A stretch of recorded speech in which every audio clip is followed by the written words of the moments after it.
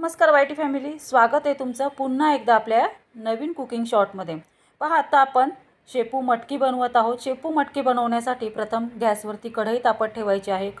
कढई छान गरम झाली की त्यामध्ये तेल घालायचं आहे। तेल छान असं कडकडीत गरम झालं की गॅस बारीक करायचा।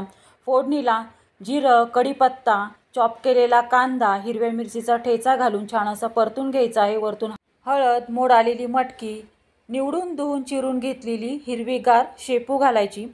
छान असं परतून घ्यायची। 2 मिनिटं वाफ द्यायची आहे झाकण ठेवून।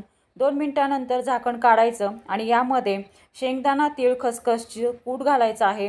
पुन्हा परतून घ्यायचं आहे। वरतून ओलं खोबरं, चवीसाठी मीठ घालून पुन्हा 2 ते 3 मिनिटं वाफ येऊन द्यायची आहे झाकण ठेवून। आणि 3 मिनिटं वाफ येऊन दिल्याच्या नंतर गॅस बंद करायचा।